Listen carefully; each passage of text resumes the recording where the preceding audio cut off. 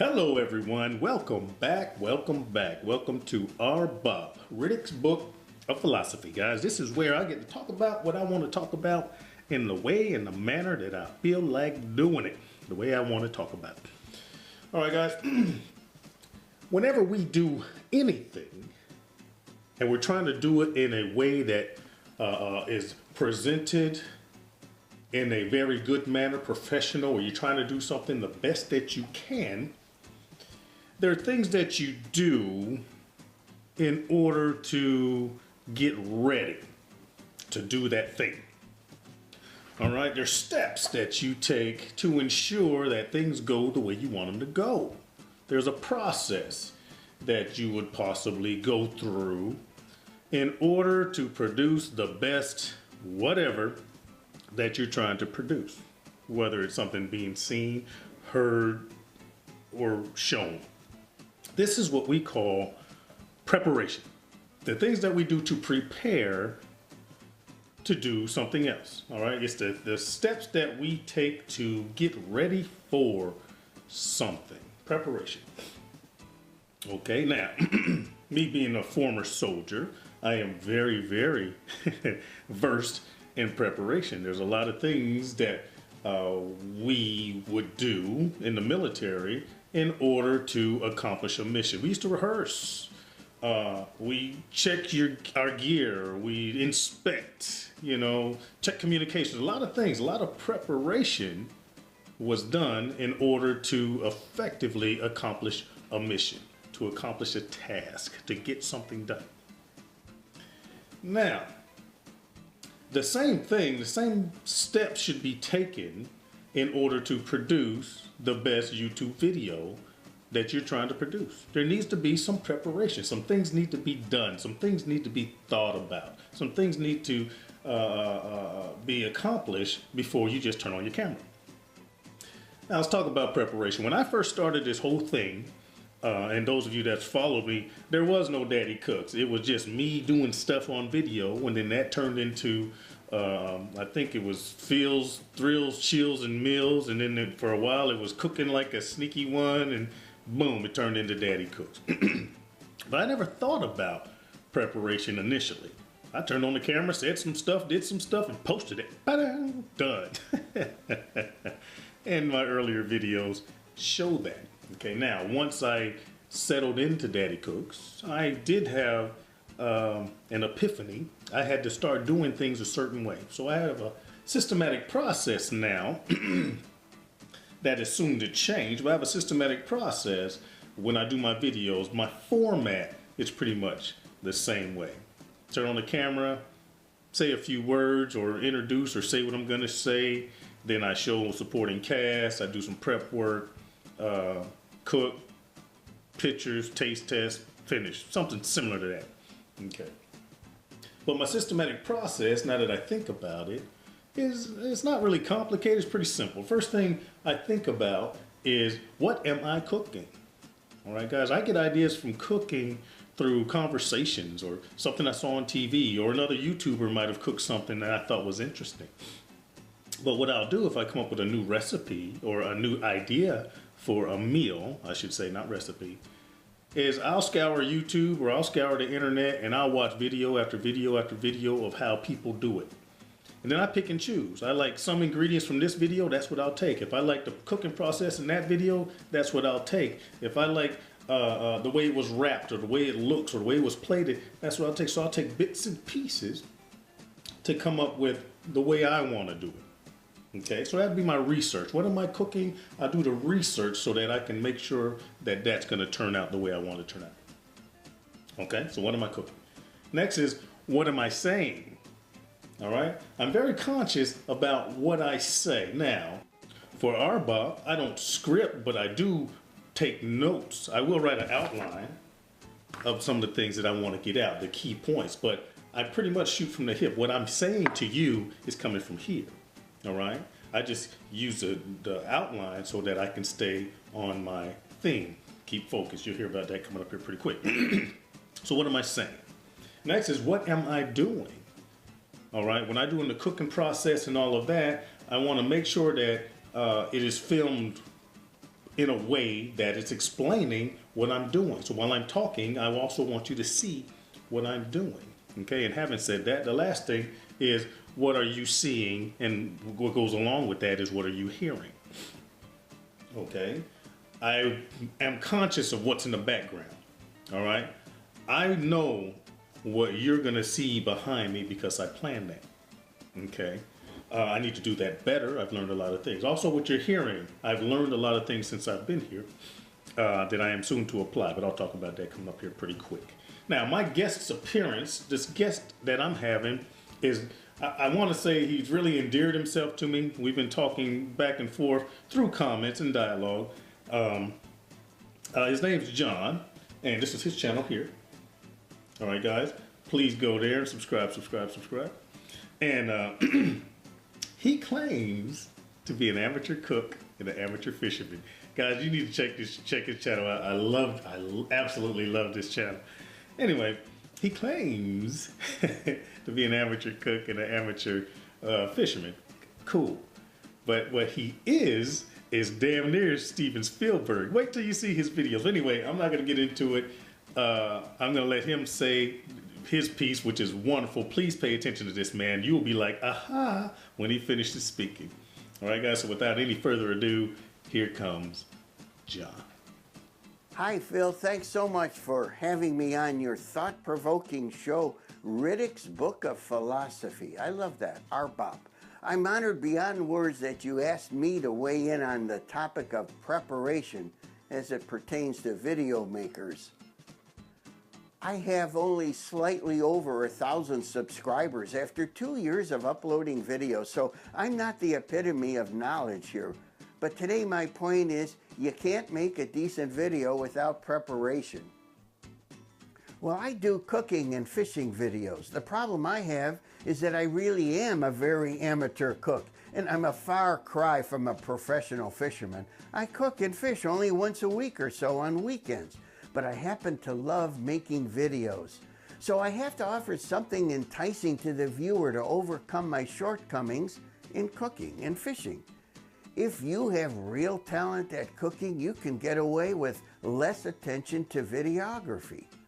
But even if you're an executive chef, maybe you could use something I say here to improve your videos. So I started to categorize what it is that I do that might be called preparation, and I realized there are 5 types of preparation.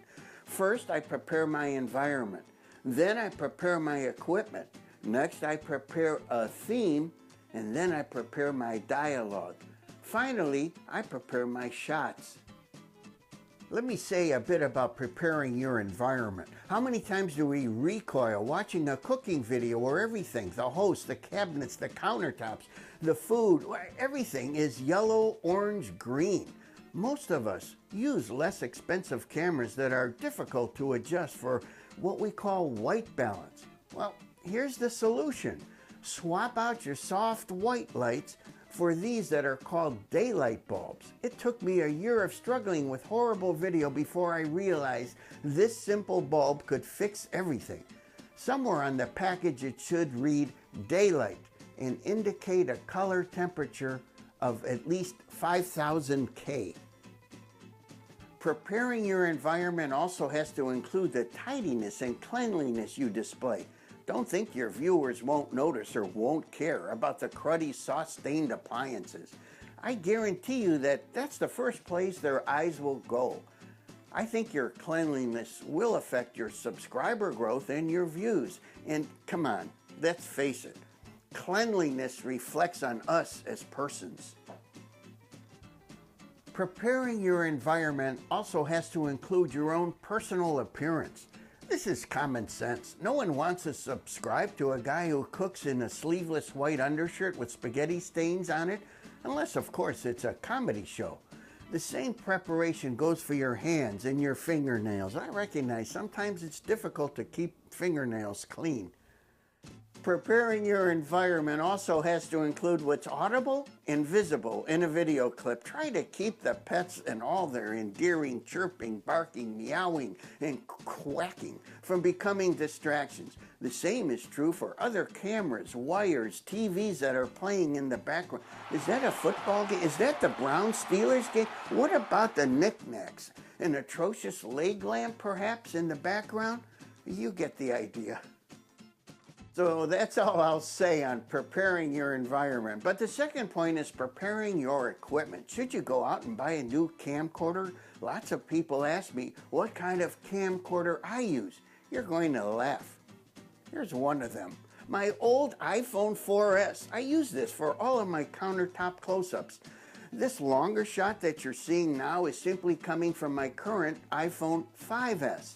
So if you have a good smartphone, you already own a decent enough camcorder. Here's another equipment tip. You should give a lot of forethought about getting a microphone. How many of us have heard audio that's echoey to the point of being uncomfortable to even listen to? The built-in microphones on cameras are terrible indoors.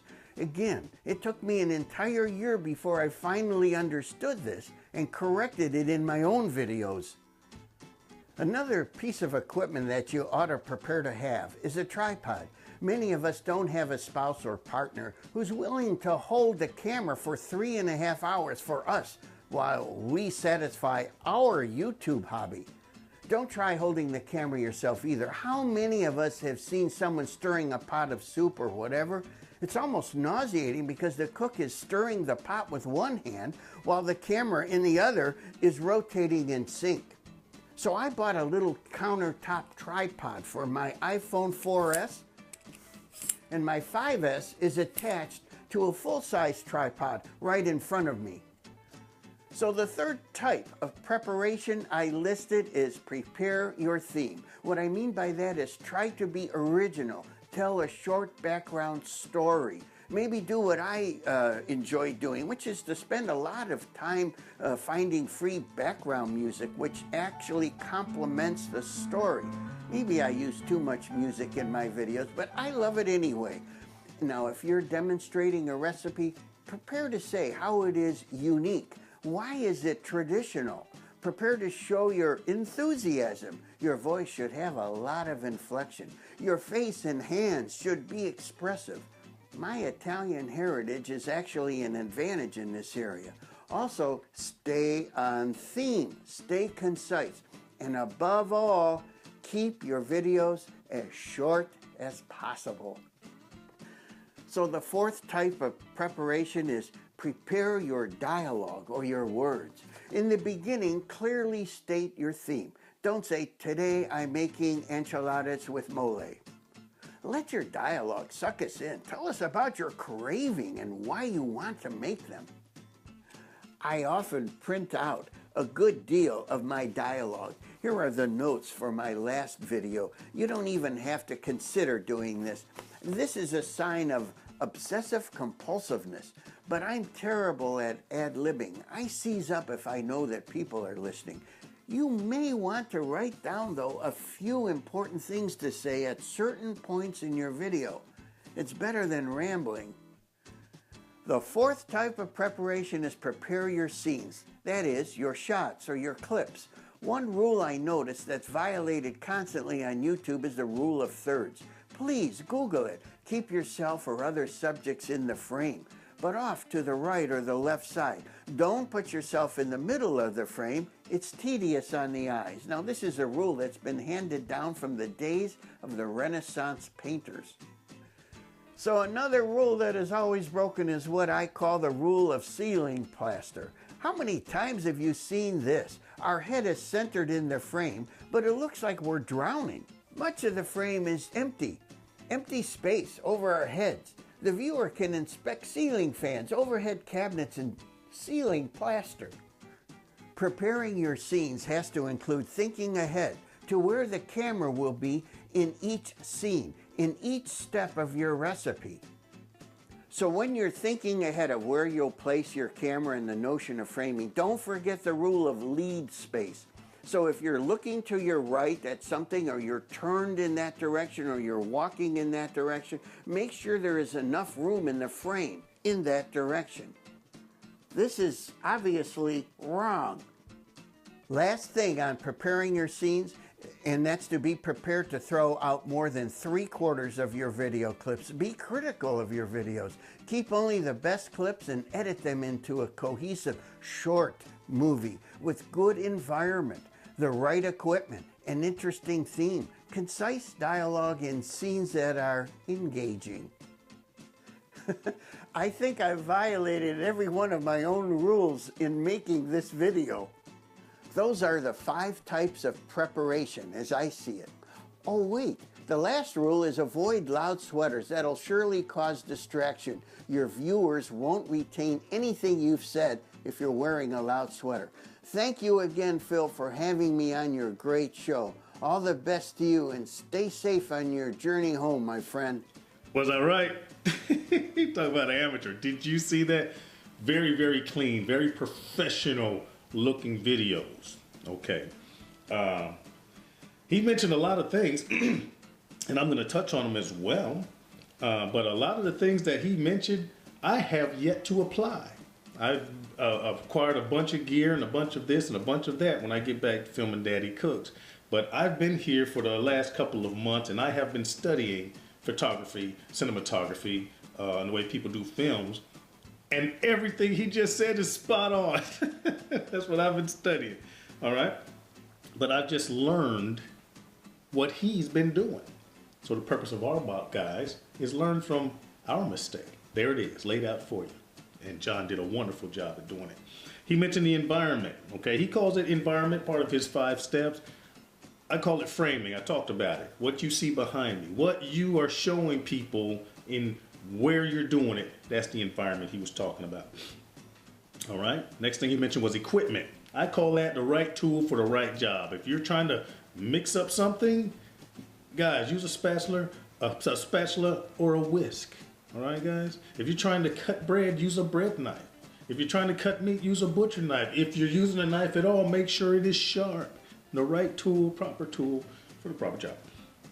Okay, he says the theme, that is your focus. What are you trying to get out? What are you trying to convey? Don't ramble, don't get off topic. Stick with your theme. Very, very valuable point. Okay, dialogue. He writes a script. I'm not a script writer.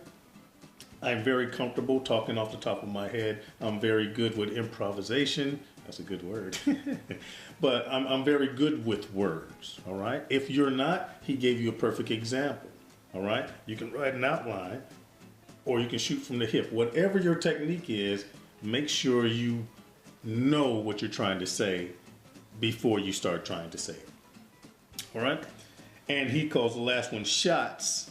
And what I call that is when you're shooting your films, guys, film in segments, all right? Like I said, my first segment is my introduction. My second segment is the supporting cast. My next segment is the cooking segment.